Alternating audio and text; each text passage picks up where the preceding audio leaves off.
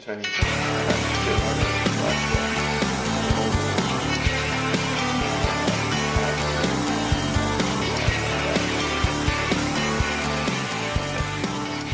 Punkvin här igen då och sitter på ett lite trevligt hotell, Pärlan i Stockholm, Östermalm. Fint ska det vara.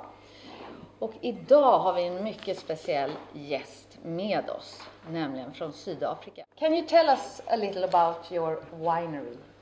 Our winery is unique in South Africa in the sense that in the immediate wine era in the Western Cape, we are the highest lying vineyards. So normally in South Africa, your cold climates are around the coast. In our case, no.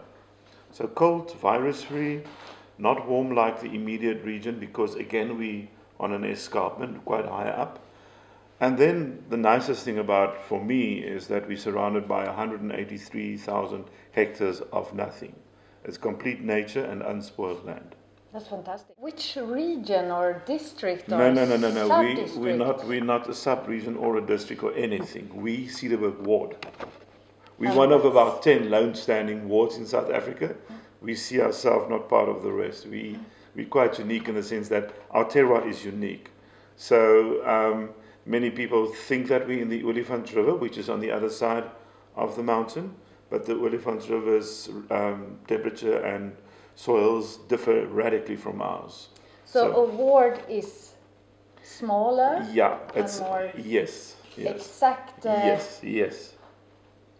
With a special kind of terroir and soil, like and soil and climate, microclimate. Yeah, microclimate, exactly. Yeah. I have many times asked winemakers and oenologues in South Africa about the virus because there are some rumors about virus in South Africa, and I have heard no and yes, and well, it's nice because I work on marketing side, and we always lie. Marketing people always lie, but I've never. It's funny. I've never heard that.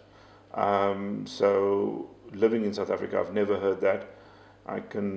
In virus-free, in our cases, we're not exposed to anything, so we don't have to spray for anything. Some South African wines, red wines, yes, has a bit smokiness on the nose. Yeah, I wouldn't give myself out as a person with a big opinion about that, but it's often, I also now in my travels heard it in the last few weeks that I don't want to taste South African wines because it's the smokiness. I wouldn't be the qualified one to tell you that it is a South African thing or that it comes from certain diseases. So I would rather stay safe and clear and not to have an opinion about that. No. Yeah. So in your winery or in your vineyards, which grapes are you focused on? The farm had Cabernet and Chenin Blanc. That's what we started with. And it's always been part of the farm. And in 1907, when the winemaker took over, he started planting Sauvignon and Shiraz. So our main focus would be those two, Sauvignon, Chenin, that's Blanc, and then Cabernet Sauvignon and Shiraz.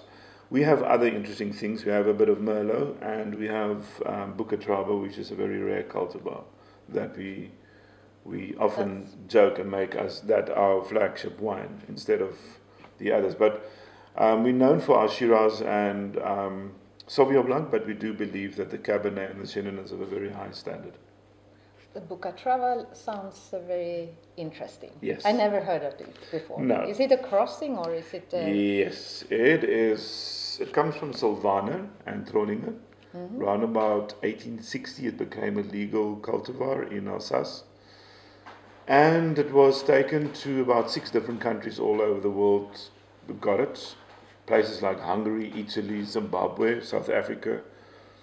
But here's the story. It loves diseases. It gets rot very easily. Okay. It came to South Africa about 40 years ago, and we planted on the farm. I'm not sure. It had to be after 97 that it was planted on the farm. Now you must remember, before 1990, South Africa was a country. Many winemakers just made wine for personal consumption. Many of them small export, local market. It was farming.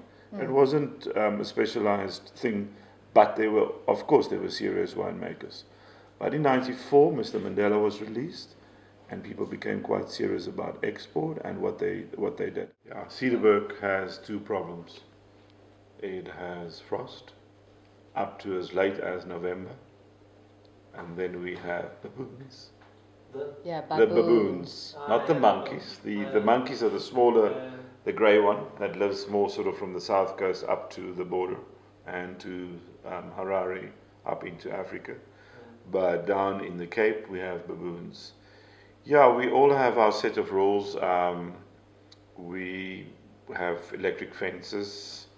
We've tried a gas cannon, but they are naughty animals that cause a lot of damage.